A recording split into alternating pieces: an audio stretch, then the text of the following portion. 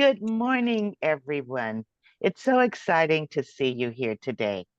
How are you feeling this morning? Good? Raise Yes. your hand. If you're still sleepy, raise your hand higher. We're on the West Coast. It's 7 o'clock, straight up. And what I'd like to do, I see several guests. Would you like to take a moment and introduce yourself? I see. You're muted, Andrew. I'm Andrew. I was actually I came on this Toastmasters before I think a few months back. So I'm back. All Of right, welcome back. Right. Welcome. course. Thank you. Okay, and I see James and Angeli. Say hi, James. Where you from?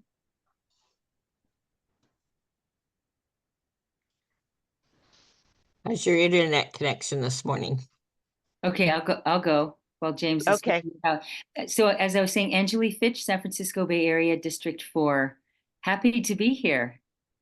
Thank you. You are so welcome. Okay, James, I think last time he joined us, he had a little difficulty with his audio. Are you okay this morning, James? You're muted. Yes, I'm very good and I'm very happy to Yeah, you're breaking up a little bit. Yeah, yeah. Well, let's get started. Hi, Mariatu. Welcome back. Yay. We missed you. Hi, So good to everyone. see you. I'm glad to be Yes. back. All right, girl. Oh, and Lee is our guest. Did you want to just say hello again? Because we were talking before we called to order. Yeah, it's nice meeting you guys. Now I'm from Malaysia. Actually, it's 10 at night right now at my area right here. So I just rushed from another Toastmasters Club meeting and to this meeting because I know that there's a meeting in for this Entrepreneur Toastmasters Club. So it's nice to see you guys. Thank you. All right. Well, welcome to all of our guests and our members. This is the Entrepreneur Toastmasters Club, and we are so excited to have you here because what our name stands for as far as entrepreneur, we're either an entrepreneur with our own business or we're aspiring to do that.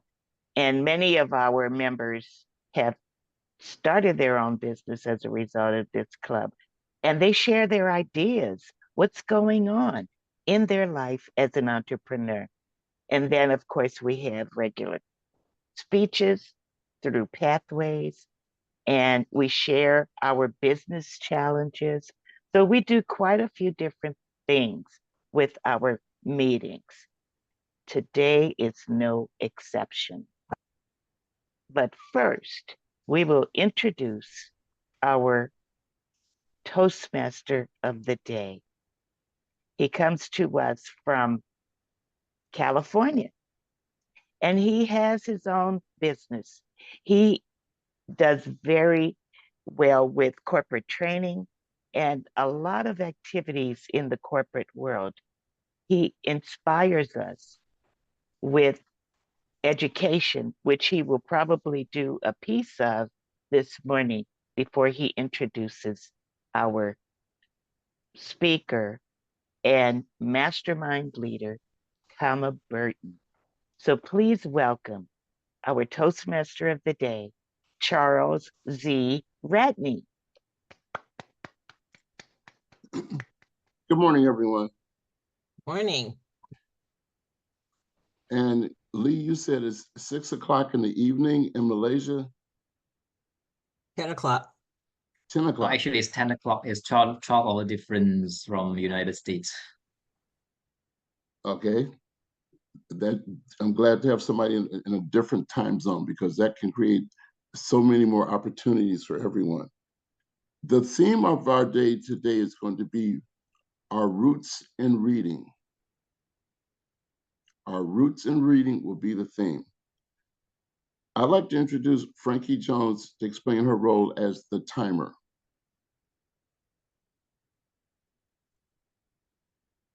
Thank you, Mr. Toastmaster. Yes, I will be timing. And let me look at our time schedule here. How long do you need? Is this 40 minutes? Is that correct, comma? Yes, correct. Okay, when would you like the green? Actually, 10 minutes before. 10 minutes, okay. So you'll see the green screen at 30 minutes, the yellow screen at 35, the red screen at 40, and you have 30 seconds to wrap it up. Thank you. For table topics, which are 1 to 2 minutes, we'll have the green at 1, the yellow at 1.5, and the red at 2. That's your timing for today. Back to you, Mr. Toastmaster. Thank you very much, Frankie. When I was getting ready to do the educational moment for this meeting, as I was looking back over some of the things that have been a part of my life, approximately 10 years ago, when I was doing my attitudes in the workplace class, one of the participants brought up a book and a workshop that she and her husband had attended based on a recommendation from their son. That book was On the Day, Own Your Life. It's a book by Aubrey Mason. Frankie, I see you shaking your head. Are you familiar with that? I am. How did you learn about it and what were your interactions with it? Well, I'm kind of excuse me, a self-help junkie. So I've got all these books on my bookshelf, and he was recommended from one of my other workshops that I attended. I've been to Brian Tracy, Dr. Wayne Dyer, and Tony Robbins, and lots of workshops. It's my second love, so that's probably how I ran into him. And what was there a particular part of the book that piqued your interest, or am I putting you on the spot with that? You're kind of putting me on the spot because I would have to revisit. It's not sparking anything right this minute. Okay. When I said the theme for today's meeting is our roots in books. In the book, On the Day, Own Your Life, he talks about optimizing practices to make your life go better. About 6 months ago, through an Instagram interaction, I was made aware of a book called The 5 a.m. Club. It's by Robin Sharma. And his main thing was own your morning, elevate your life. Kind of a repeat on what Aubrey was doing, because Aubrey's thing was about starting your day properly. A month ago, I was on a webinar with Deion Sanders, Coach Prime, and he was promoting his book, Elevate and Dominate.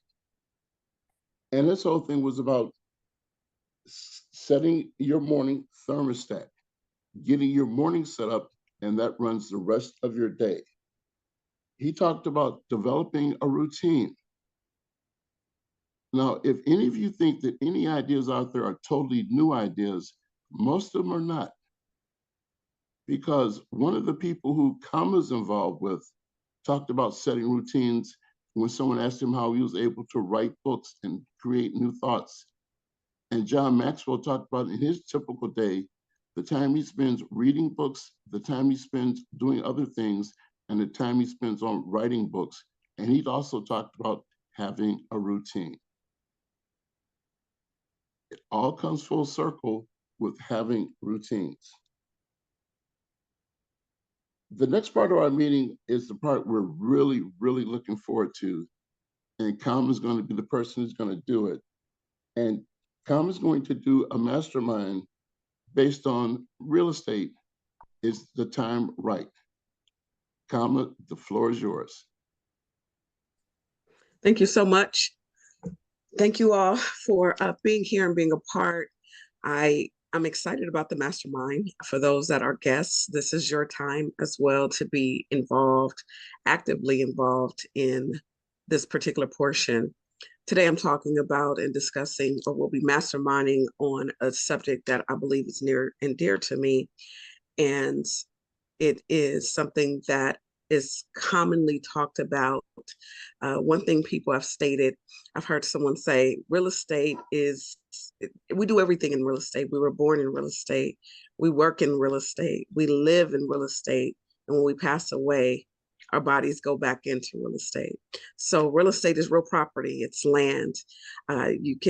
People build upon it. They have homes and stores, hospitals, cemeteries, building under it. There's so much that's happening in our real estate world today. Today, I wanted to discuss with you all about real estate is now the time. And at this time, I'm going to share my screen.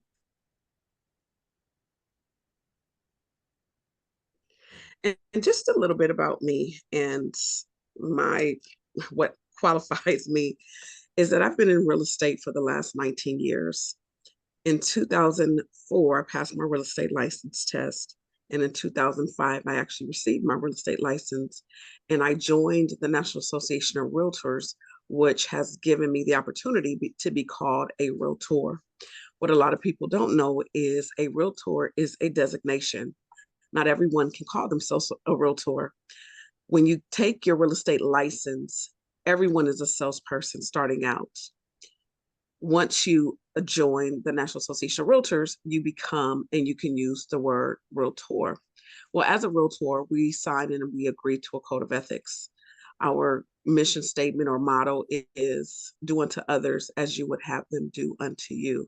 They call that the golden rule, but it's actually a scripture that they got out of the Bible. They call it the golden rule as well. But we have to treat people the way that we want to be treated.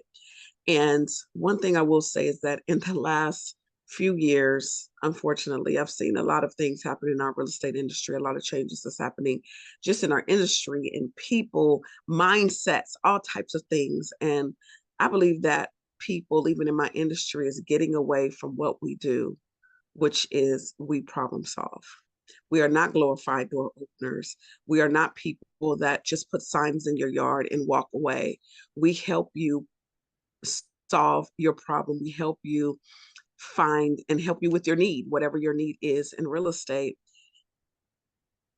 And we are the ones that we have to deal with a lot. I tell you all, we're like almost like with cosmetologists or barbers. We're the therapists. We're the people that people come to get counseling. I had a situation where a couple was going to purchase a property and literally they had decided that they wanted to separate, but they were going to continue on with the property. I ended up becoming the marriage counselor and helping that client. And that was about 6 or 7 years ago. And they ended up back together. They stayed together and they were able to successfully close a deal. So we're not just out there pushing paper or just out there doing nothing. We are out there trying to help people make their real estate dreams a reality. In 2019, I received my broker's license. It was something that I long wanted to do. From the time I was taking my real estate license and discovered that I could not just go in as a real estate broker because at the time I didn't have the qualifications, it was something that was heavy on my heart. And finally, after I originally started officially in 2009, going after what I needed, going after the broker's license. And in 2019, I achieved my goal. And in 2020, in the midst of the pandemic, when the world was shut down, I did something that most people wouldn't do. I opened my doors. And I did it because there was something in me. And you talk about entrepreneurship. One thing I know about entrepreneurs is that there's not too much that can hold us down. When we are focused on a goal, when we have something before us, when we are commission only, we have to keep pushing and keep moving until whatever it is that we're trying to reach happens, and we keep going and going and going. But that's just a little bit about me in the real estate industry as far as my background goes. But leadership. I always say I'm kind of qualified to talk about this topic because I'm very actively involved in the real estate industry. I'm the past president of our local association, the Inland Valleys Association of Realtors, where I presided over 5,000 agents back in 2022. I have gone through the National Association of Realtors Leadership Academy, which is not an easy task, but leadership is in my heart. And I went through that in 2022. I was in the Leadership Academy for the Women's Council of Realtors in 2021. I'm a director for our state association, the California Association of Realtors, as well as a director for the National Association of Realtors. And I tell you all that is because the reason I tell you that is because it's important for me as a real estate broker and as a realtor to keep my ears and my eyes out on what's happening in our real estate market. I get the questions, is now the time? What am I supposed to do? Am I ready? How do I get myself ready? I get all of those questions. So today we are going to talk about, is now the time for real estate? Now, before I get started, I wanted to pose a question to everyone out there. I wanted to know, what are you all hearing about the real estate market?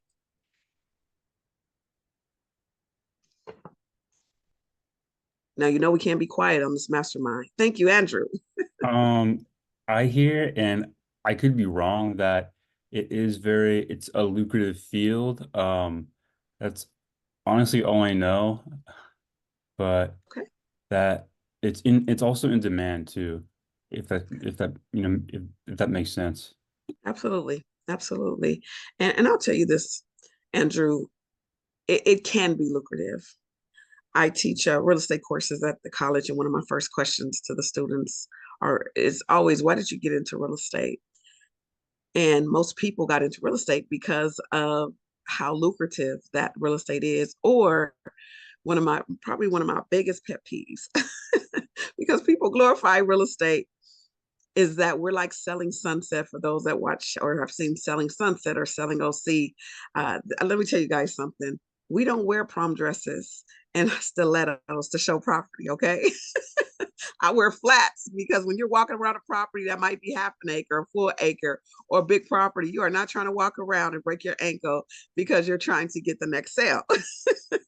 We got to roll up our sleeves sometimes. I've been through quite a bit. I've had to wear my Uggs one day. I was helping a client buy a property, and we were in the dirt. So I had to make sure that I had on my beat up boots, so that way my nice shoes won't get messed up. But is it lucrative? Absolutely, absolutely.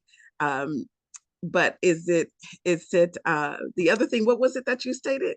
You said lucrative and It's in demand. in demand. It is in Yeah. demand. Absolutely. And it's in demand because people believe that it's lucrative. Anybody else? What else do you know about the real estate market, and what do you hear about real estate? Yes, Roz.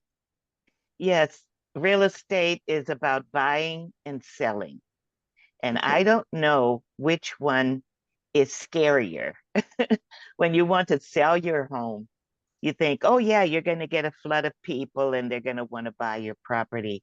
But when you're trying to sell, it could be difficult because maybe the market is, um, it's at a standstill or it's below. You might not get the value that you were expecting. So I'm sure you're going to cover it, but that's what real estate is to me. It's about buying and selling property. Awesome. Awesome. Charles, and then April. I'm going to be kind of the ringer in answering that question for you, because my son David has a successful business and being a real estate coach. And up until October of last year, I'd held a real estate license for the last 20 years. So I'm very in tune with the market or the business. The first thing I want to comment or compliment you on is saying realtor, because so many people at so many levels in our business say realtor. Realtor. We're not realtors or realtors. We're realtors. Realtors. Yes. The business can be very well, if you're willing to look at it as a full-time business. All too often people jump in because they're enticed to get involved with the business based on the potential money. and not telling people it's a full-time, ever-changing business. Awesome. Back to you, Kama. Thank you so much. April. Thank you so much for that, Charles. And for Kama, one of the things that I've seen, and I guess that understanding I don't necessarily have, is that it seems to be a shift across states right now when it comes to buying and selling. The theory is everyone's leaving California, but I can't believe that that's true. I do have a friend and her husband who actually moved back from Texas back to California. So I feel like there's a lot more to understand in terms of cross movement, cross county, but there seems to be a huge shift in demand. And so that's definitely something that I see and would love to better understand. Because Absolutely. I don't believe I believe it could be a myth that everything's better in Texas or Georgia. I feel like there's some hidden things that we may not understand that would prompt some folks, like I said, to move back to California. And I think that understanding is something that hopefully we can highlight here or in a future session. Well, I'll tell you what's not better in Georgia and what's not better in Texas, the weather. So prices may be, but the weather's not. Angelique. You know, it's kind of crazy over here in the San Francisco Bay Area. If I wasn't taking care of my mother right now, who's living with me, who has dementia, I would not be living here. It is so expensive. When I think about real estate, I think about owning your home and then commercial, investing in real estate. I think what I've heard with people selling their homes in San Francisco is that there's the inventory, that there's not enough. So usually when houses are for sale in the San Francisco Bay Area, they go fast. There's like multiple offers. I'm so glad I'm not in the market for buying a house right now. And it's just, so I hear that it's a frenzy a little bit. And then I do know that there's quite a few people that are investing outside of California, investment properties like in Iowa and other places. I'm not a real estate investor right now. We'll just put it that way for right now. I'm just trying to make ends meet with my mom's heavy healthcare costs right now. But that's what I know. And thank you. This is a fascinating topic, and congratulations with everything that you've, all the great things that you're doing. Thank you so much. And thank you for that. And I will say that I think everyone just about has touched on the topics that we're going to go through and even talk through. I don't know if you all heard recently, when I say recently, within the last 24 to 48 hours, it was just stated that in the state of California, our median home price has now hit over $900,000. That blows my mind. I have been in different parts of, or different segments of real estate in the last 19 years. And one of the biggest questions that I get is now the time? Is now the time to buy? Is now the time to sell? Is now the time to invest? Should I just sit back and rent? And I'll just tell you this. This is how I look at renting. Renting is, and someone posed this to me a long time ago, and I've been saying it ever since. Renting is paying 100% interest into a property. You get nothing back. Something to think about. When I hear people say it's too hard to do this or this is impossible, I believe in the beginning, I mentioned that we as realtors, we are problem solvers. Now, I wish everybody felt that way. Some people are in it for the money. Some people are in it for the status. And people like me, we're in it to help people make their real estate dreams a reality. So today we're going to go and break down and talk about these three areas. Once again, selling, buying, and investing. How many of you all here, or is there anyone here that has purchased a home since or between 2020 in 2022? Either purchased or sold a property? No one? Okay. Well, in 2020 was probably one of the most memorable years in anybody's life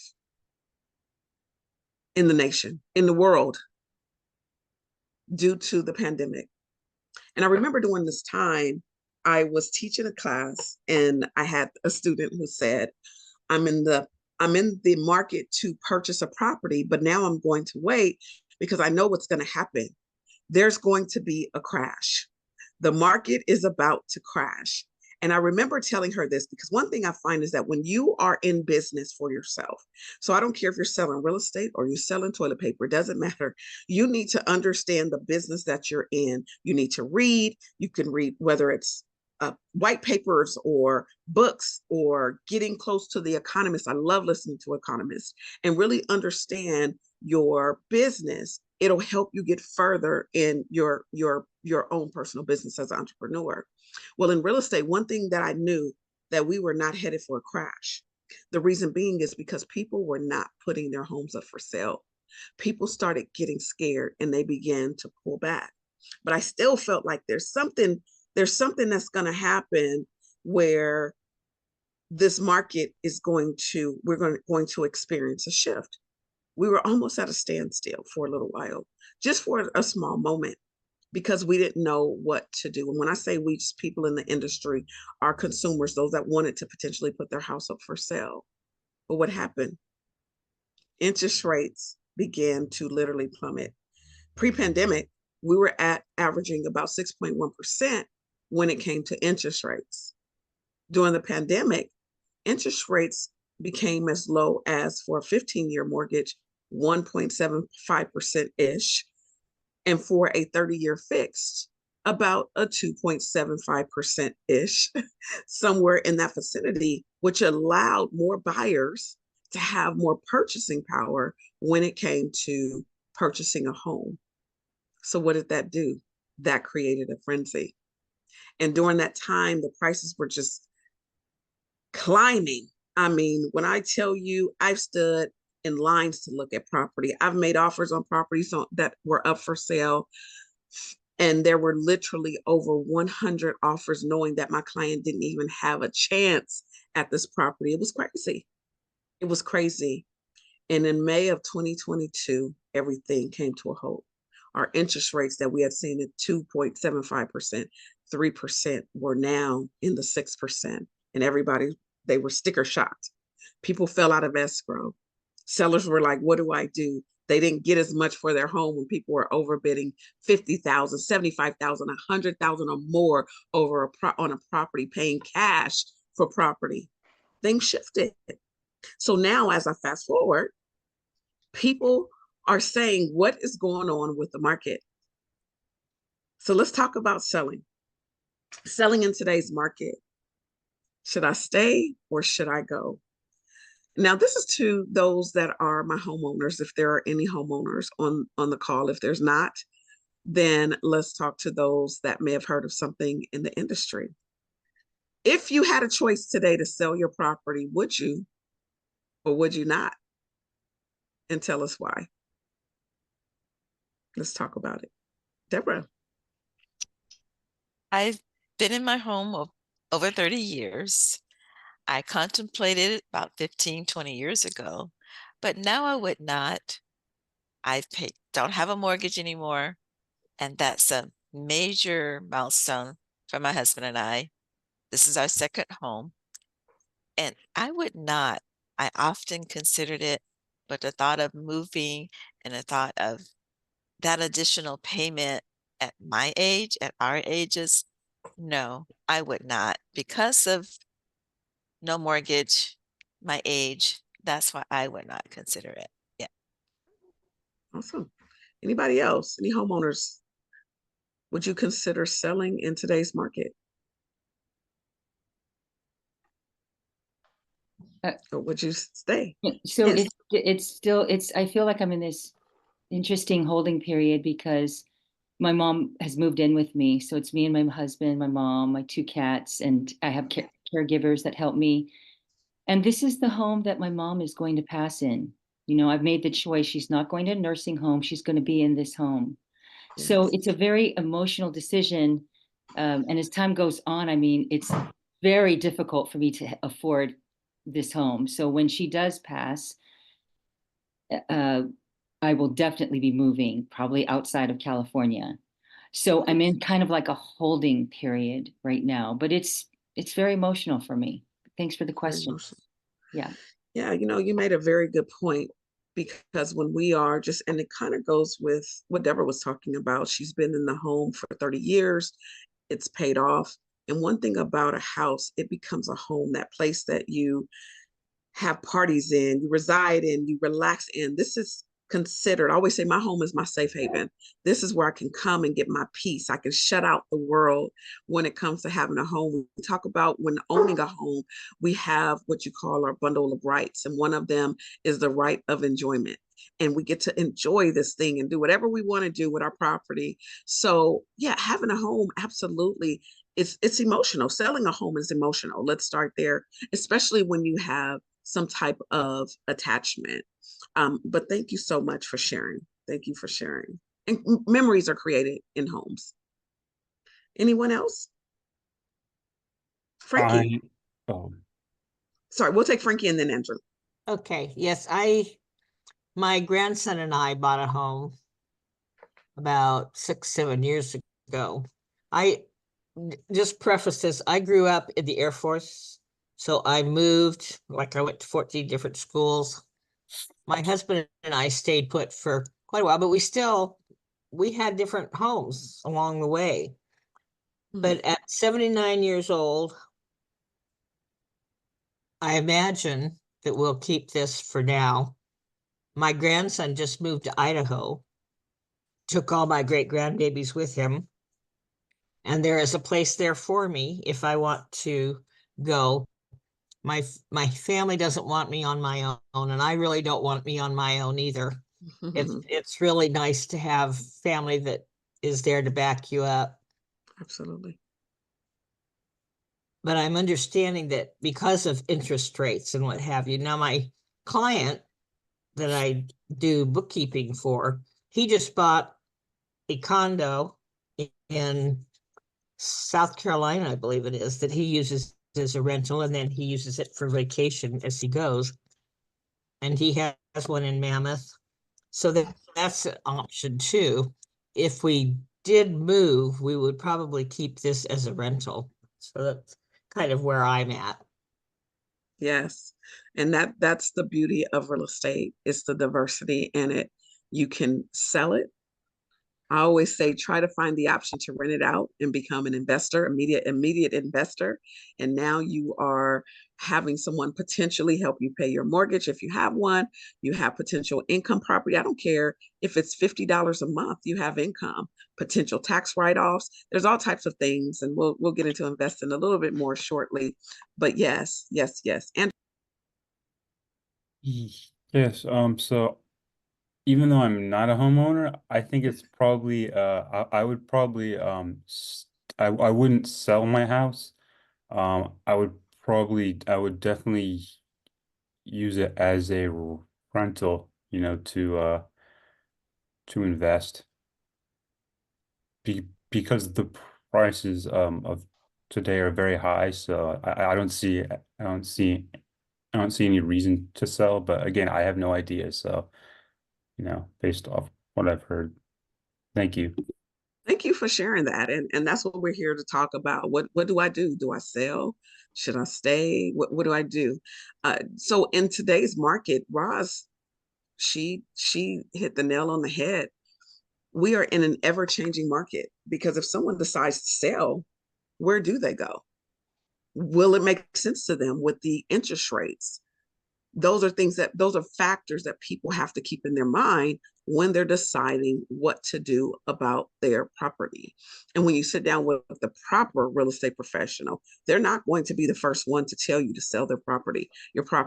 They're going to talk to you about options to make sure that this is the choice that you want to make, and make sure that it's a comfortable choice for you.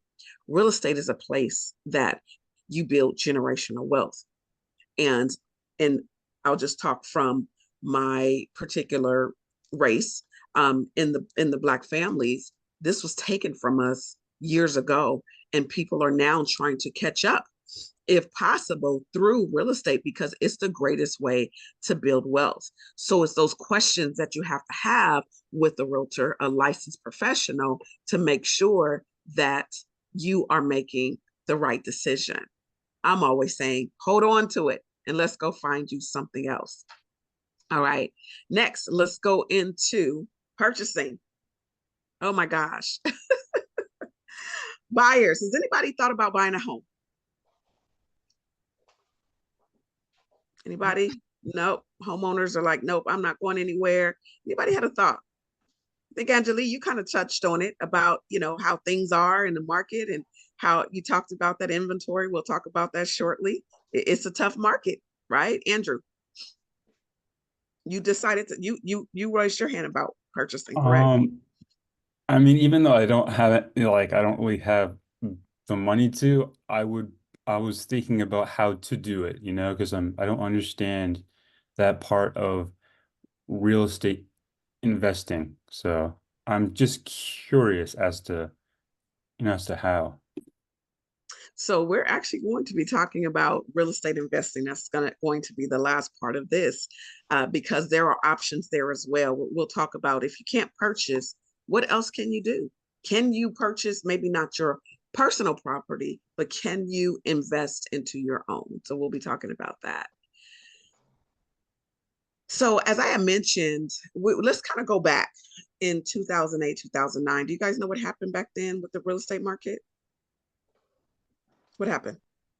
The market crashed. There we go. The market crashed. Yes. If people don't know anything, do you know anything or familiar with anything with that, Deborah? It was really intense for those that had invested and used their 401k, their pensions. I knew of a friend that she quit her job instead of retiring. She took her money, she invested, and it was devastating. Yeah. And there were people that were attempting suicide because it was a lot. Yes.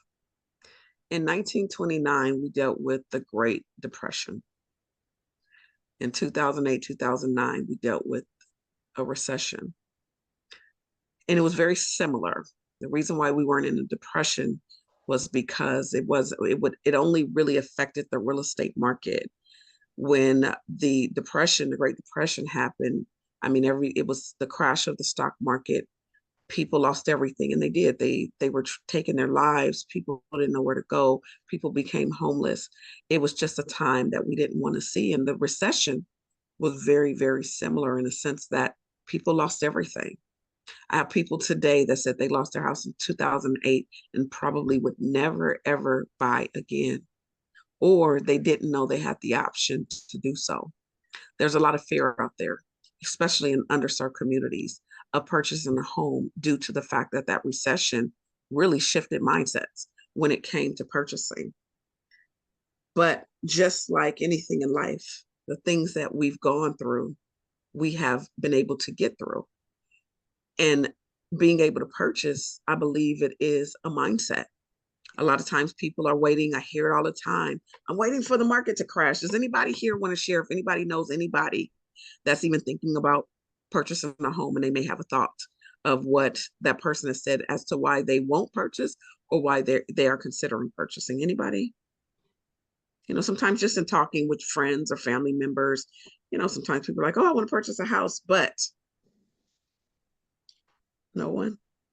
Yeah, I was talking to a Yes. friend recently, and she said that the opportunity cost, that she'd rather put her investments or put her money in other investments other than owning real estate, and she wants to have the freedom to travel and not be stuck to a mortgage. Okay. Yeah, that's what she told me. Okay. That's very interesting. Very interesting thought. Anyone else? I had a coworker that when her young adults wanted to stay in the house that she and her ex-husband owned, well, she owned it. She was getting remarried and they wanted to buy the home, but their credit, their they weren't able to do that. So she let them pay all the utilities, everything that needed for them to build up their credit, but was showing them how to be able to, if they when it came to the time to purchase a home, she left it in her name, but she wanted her young adults to, her brother and sister, to be able to know what it meant before they took that leap to put things in their name and lose a home. Yes. And, you know, we're in a market right now where people, if someone loses their home, it's only because maybe they may have lost a job. The difference back in 2008, 2009 is that we have adjustable loans where people didn't know what their payment was going to be because they had what you call like a 2-1 or a 3-1 where their interest rate will be fixed for 2 years or 3 years, 5 years, 10 years, and they'll have a low interest rate, and then the interest rate will go up based on the index of the market, where the market lands. So if the market was at 6%, they might adjust maybe an extra percentage or two, depending on, you know, where they stood. So a lot of people lost their home because of that. Now today, and I tell people just for clarity, we have something that only sellers can do. It's called a 2-1 buy down. This gives options for buyers to purchase a property. The 2-1 buy down basically says that the seller can give a credit where the buyer will pay a lower rate for the first 2 years. Let's just say if interest rates are at about 7% today, they may pay 5% 1 year, 6% the next year, but they know that they're going to pay at 7% and they know exactly what their payment is. On top of that, the lender will qualify them based on today's mortgage. So no one is going in blindly to say, I had no clue, I didn't know. Educating is super important. And in my office, I own my brokerage, it's called CMB Realty Services. In my office, our mission statement is empower, inspire, educate. That's what we do. We want to empower those that are even thinking about doing something, purchasing real estate, selling real estate, or investing into real estate. We want to empower and inspire them to do so. But we're going to do that all through education. And we're going to stay educated and know the facts, because a lot of times people go by what they hear in the news. But purchasing a home today can be tough. Can be. Interest rates are a little high. But what I'm telling people now is, let's rethink the possibilities. Let's stop thinking about the interest rate. Let's think about talking to a lender to find out, what is my monthly payment? I don't care about the interest rate, because the interest rate today, if you don't get in at 7% or 6.5%, wherever rates are, you may wait another year or two and get in at 9%. Now your purchasing power has just dropped. That $500,000 home you wanted to get today now turns into a $350,000 home in a few years, and your real estate dreams are now not even possible. So it's something that people have to think about when they're thinking about purchasing a home.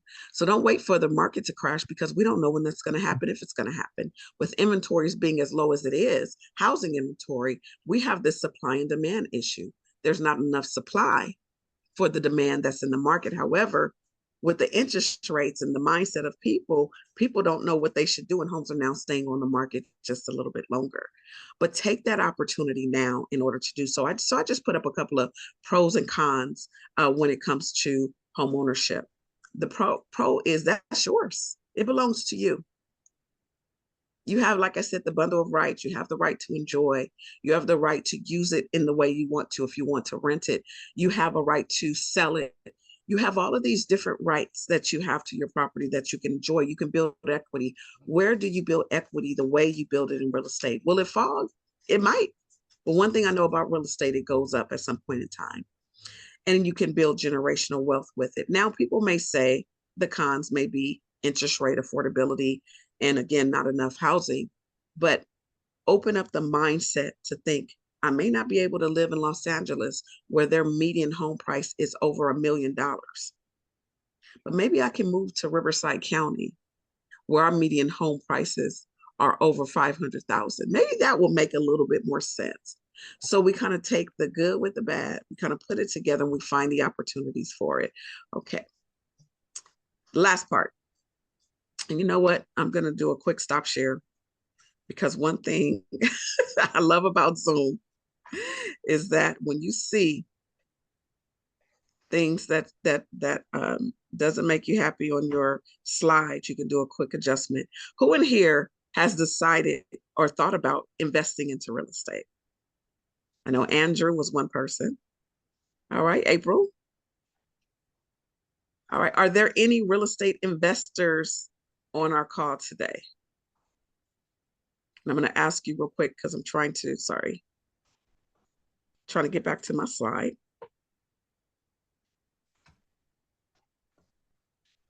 Let me share my screen again. My apologies. So Frankie, you have your hand up. Are you a real estate investor?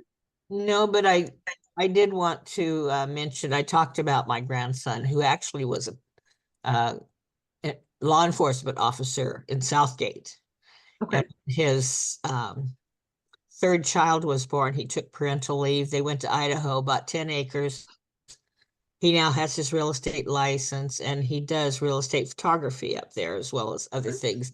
He just launched a clothing line. And so I have that story to tell anyway, that he just decided to live his dream. And he had been a first responder, and he actually does scholarships now for a jiu-jitsu company for first responders.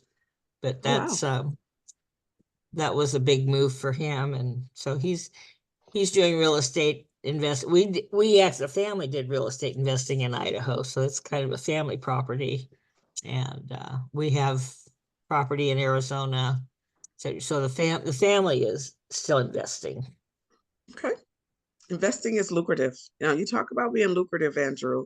Investing is very, very lucrative. Anybody else in real estate, any type of real estate investing? Well, this part is probably one of the most near and dear to my heart. The reason being is because just in August of 2023, my son and I'm a homeowner. My son is not. My son is 26 years old. We invested into our first set of homes in Peoria, Illinois. California was out of our reach. We found opportunity through another state, another avenue to get started in real estate investing. We live in this whole wide world, right? Where people are literally investing not only in California, in the nation, they're also investing internationally. As a matter of fact, a friend of mine and I, Marcus, we are hosting a real estate investment event on June 15th, if anyone is interested. And we are teaching people and talking to people about investing. He and his friends got together and did group investing, and they bought a property in another country. They also bought property in another state. So it is possible to invest in the property and not even own property. So we have three options here. You have a fix and flip. We see that on HGTV, which is not my favorite channel because they glorify my business. And I tell people I wish I could go and show 3 homes, put it under contract, and close a deal with every single person I work with. That would be best case scenario. It just doesn't happen that way. The real deal is we're in the midst of a flip right now, where we have the city that has come in and stopped us, and we've had fines, and we've had all types of things. I've been to court, all kind of things have been happening. But I'll tell you, the end result is what's lucrative. You have the option of buying and holding, where you can buy a property and rent it out. We kind of discussed of someone buying, potentially renting out their property instead of just selling it, or you can do what you call wholesale. People literally will put a house, get a home. I'm going to use Andrew as an example. Andrew can go and find a property, put it under contract, have a contract between the buyer and seller. I'm sorry, between himself and the seller. He can take that contract and sell it to April, and he can earn $5,000, $10,000, $50,000, depending on the equity, by just taking that contract, selling it to an end buyer, an investor that might want to buy and hold or invest. And he just made $10,000 or $5,000 and did not have to do too much of anything with no money out of his pocket. So real estate investing is something that is out there that allows people to build wealth as they're trying to purchase their first home, as they're trying to build generational wealth. So I know my time is getting away from me, but I did want to pose a question for those of you that may have thought about investing into a home. What has held you back?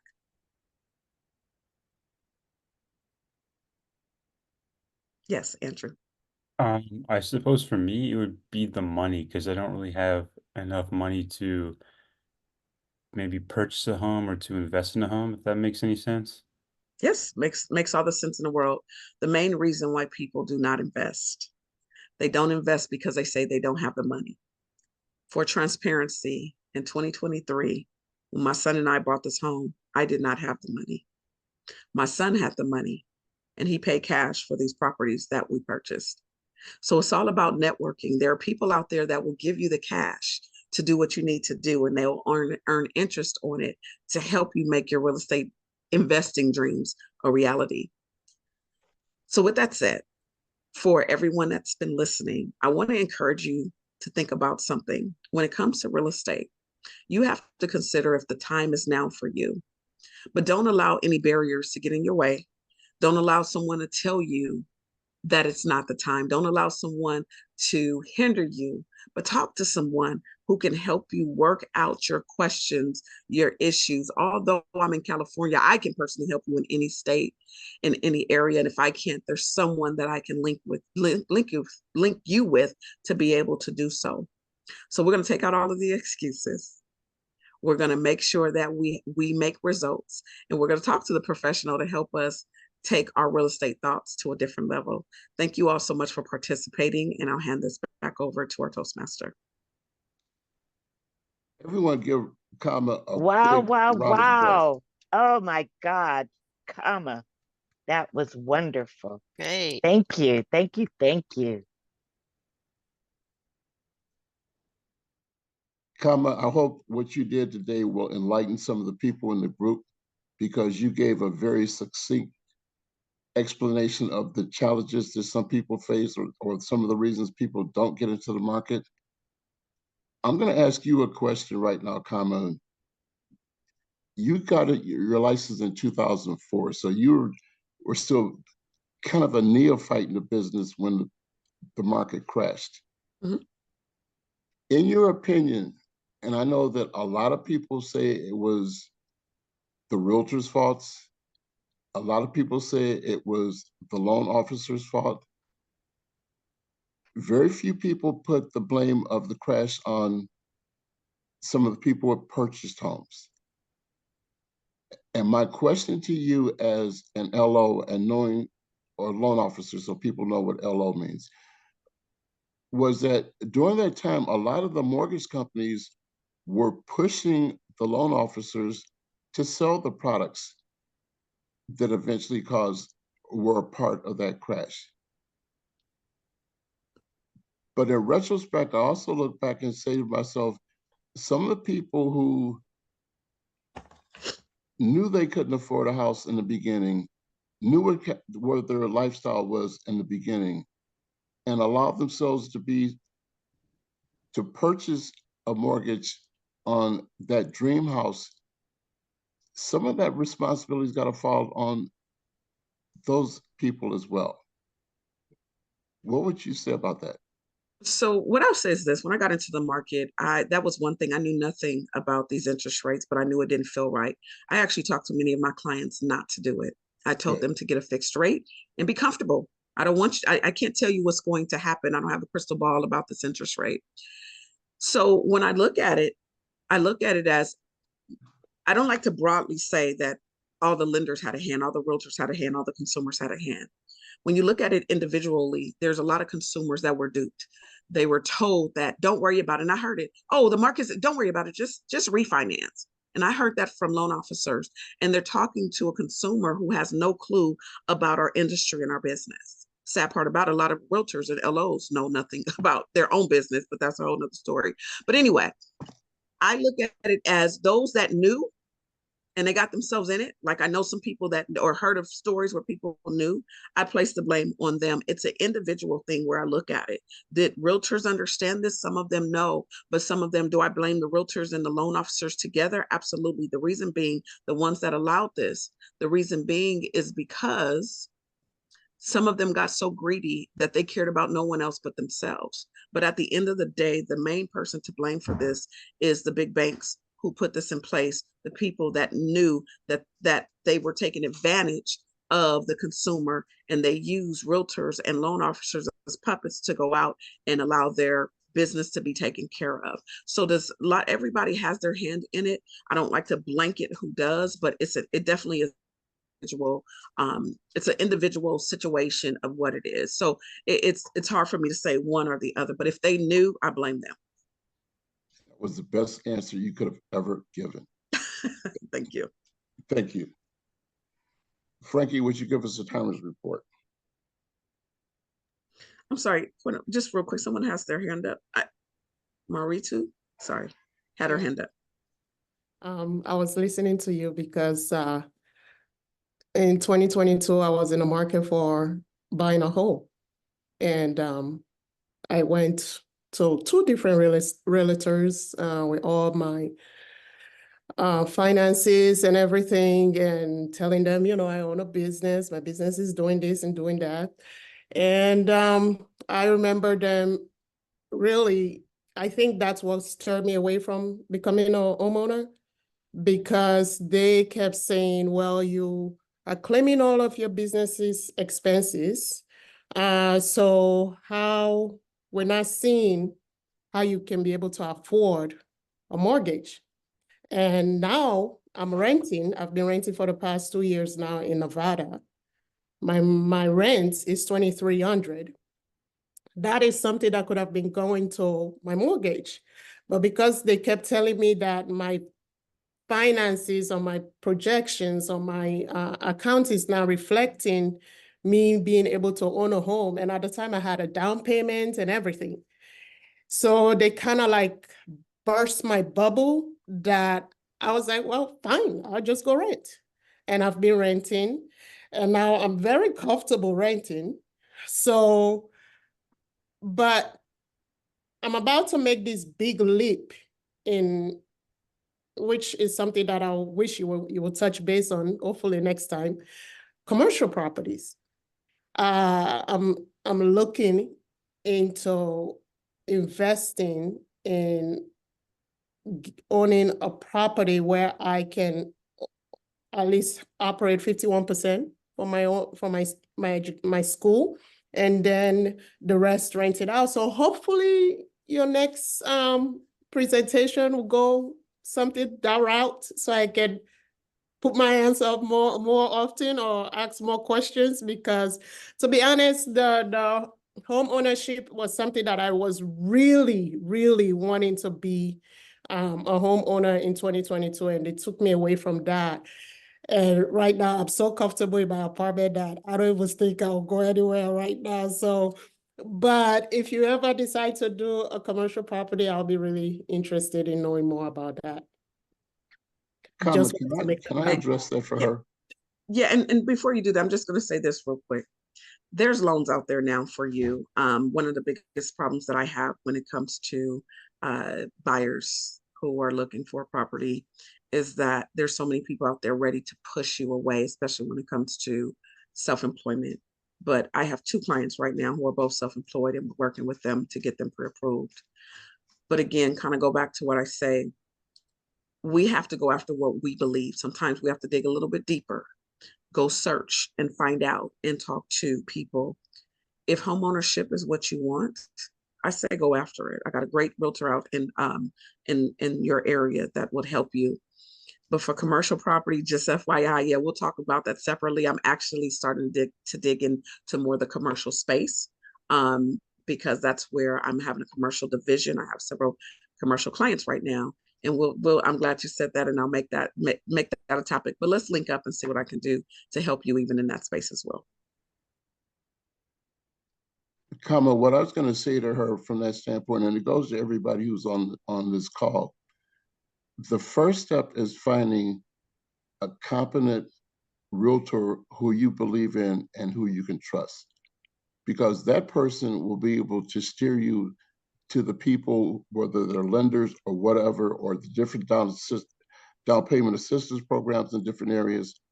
That person will be beneficial to you. There are loans for everyone. You just need to know the person who knows how to put you with that right person to do that loan.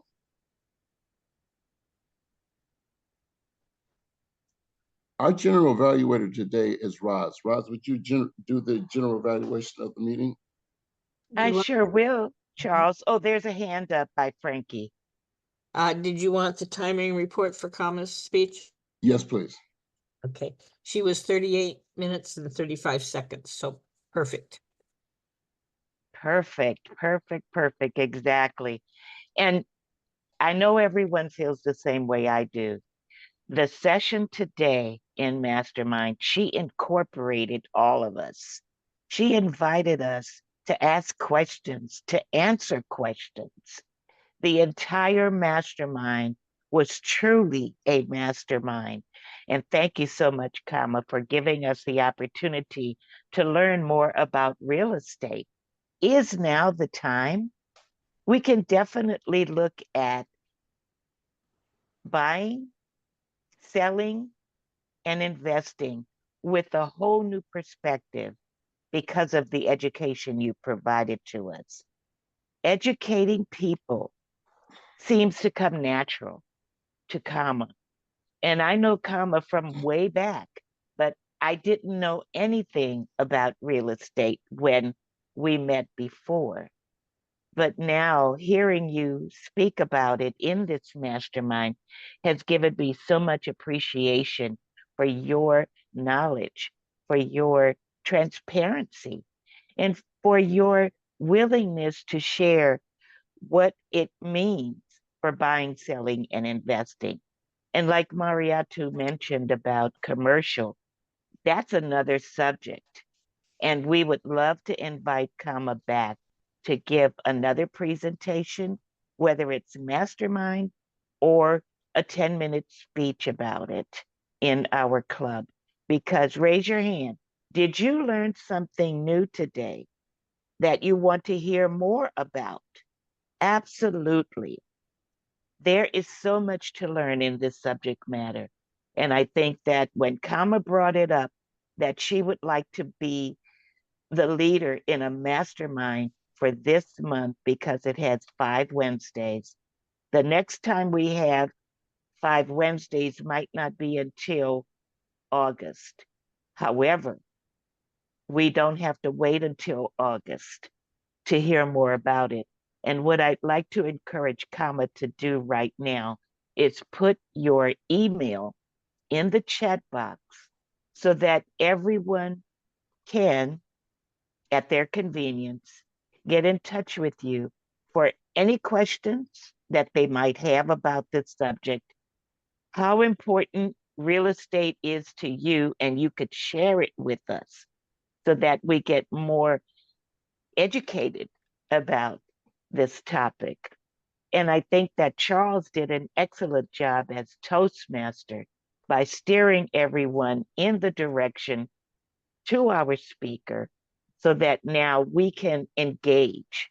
And then with her slide presentations, which were awesome, we could follow it along. I love when we could follow along with a speaker who can share information and allow us to take it all in. There's her email right there in the chat box.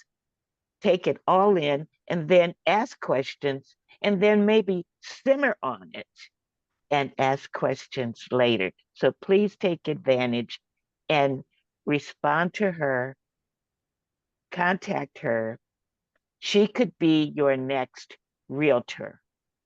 And that, or for your friends or family, let her be the one to answer those questions and pull forward what you think you know or what you know you don't know and make it a point of following through on this subject matter. The interactions from Charles as an excellent Toastmaster of the day. Thank you so much, Charles, for what you've done for us as well. And I think that that is my final comment on the evaluation of this meeting. Thank you. Thank you very much, Roz. It was so easy for me to help guide this meeting based on my real estate background and based on what my sons are doing as a real estate coach. This is something that it is so dear to my heart, and understanding what people go through and the challenges people have in either getting into the business or buying or selling a property. And understanding that in different markets, what's hurting us in California is a windfall for people in other parts of the country. The markets are different. But also understanding when you have someone like Kama who has real estate partners across the country, that opens up doors for you. So many realtors are just local. So many realtors are right only in their community. They can't do for you what Kama can do for you.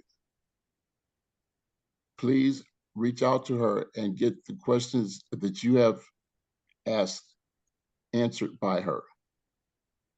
And Kama, I'm sure you'll be open and receptive to any questions that people throw at you. Getting back to the theme of the meeting, books are roots.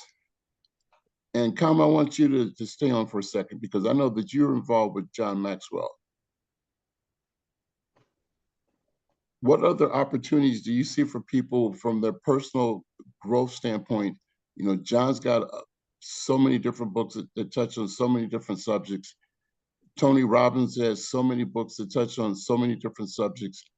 But the majority of the more successful motivational people will refer you back to where they got their inspiration from. It could be from Jim Rohn. It could be from Zig Ziglar. It could be from W. Clement Stone. It could be from Brian Tracy. There are so many things that overlap in that mindset, but always read and improve yourself. Help yourself grow. Are there any questions? Well, Lee, would you have any comments on today's meeting since you're a guest? Yeah, actually, it's an eye-opening session for me because I'm not so familiar with real estate, and or it's very valuable advices and also some teachings, valuable teachings on my side here, because yeah, today I've learned something about real estate, about selling, buying, and also investing. Yeah, so it's very fruitful session to me. Okay, before I call on Angeli, I'm looking at what Kama just put in the chat, and she talks about Les Brown. If any of you are not familiar with Les Brown, go on YouTube and learn about Les Brown. Les Brown is so much of an inspirational person. I was recently involved in his 7 days for $7 motivational class. Always look at places for you to grow. Angeli, what are your thoughts on today's meeting? Hi, it's Angeli. Angeli. Or Angel, whatever. Yeah. So, well, I want to bring in female voices of mentors because mostly men were mentioned. So, Oprah Winfrey. I mean, there's a lot of very strong women out there too. So this was a very interesting meeting. The topic was excellent. What I'm thinking about is, as a Toastmasters meeting, because I'm fairly new to Toastmasters, I joined last year, is the way this is set up, is everybody here, mostly everybody here is a member? Does everybody get to share about their business? Or I guess as a guest visitor, I'm wondering, so when I come in July, because July is the next month that has a fifth Wednesday, not August, but July, what is it that I'm going to expect? Because I only just found out about this through your wonderful Facebook, scrolling through Facebook for region 2. I didn't even know what region I was in. So I'm left with the curiosity. First of all, topic was absolutely excellent. Loved it. Loved it. Absolutely loved it. So just, I would be interested more about this group and what this group is all about. To answer your question, what this group is all about, this is an advanced club. And typically on the first meeting of the month, which will be the first Wednesday, we allow that meeting to be dedicated to Pathfinder speeches. That's where we're kind of really in tune with what the typical Toastmaster Club would do. On the third Wednesday of the month, we have it set up for people to bring business challenges to the group. So people in the group can answer their or address their typical business challenges. On that fifth Wednesday, when it happens, like today, and please don't restrict yourself to only coming up to that meeting. Please come to the others as well. We have it set up as a mastermind with someone who's going to lead on a topic that people can interact with and learn more about. On the first and third, we will have table topics because that's one of the building blocks for people in Toastmasters to improve their speaking skills. On the meeting that we have the mastermind, we typically do not incorporate table topics. Does that fantastic? So I can visit anytime. Okay, I had no idea that this was a regular group that meets every. I didn't know that. I thought this was just a special kind of thing. Okay, well that's nice to know. So I can come visit again. Okay, thanks. Please do. Thank and you. I'll give credit to Bon Wang for you being here because Bon is who does our public social media relations. presence. Yes. So and that was excellent because I kept scrolling and I keep seeing it like every single day. You know, it's like, oh gosh, okay, I better go. I guess I better go. I keep seeing this every day. So thank you. Yeah, No, Bond does the public relations very well. Thank you, Bond. Now, I just noticed here again in the chat that Kama put another comment in. Kama said that Les Brown was the person who inspired her to become a Toastmaster. One of the things I would say about Les Brown is that unlike some of the other people who started in Toastmasters, and Toastmasters would help elevate them, that they do not promote Toastmasters. Les does. Yeah. Exactly. Are there any other comments? And Andrew, would you like to tell us your thoughts on the meeting? Since you're still a guest at this point, we'd love to have you join and become a member. You're muted, Andrew. Sorry. I think the talk was it was very enlightening and very interesting because I'm trying to learn more about the industry as I get my license. So I really want to learn more about the real estate field. Andrew, where are you located? I am basically in San Jose, California. Okay. Yes.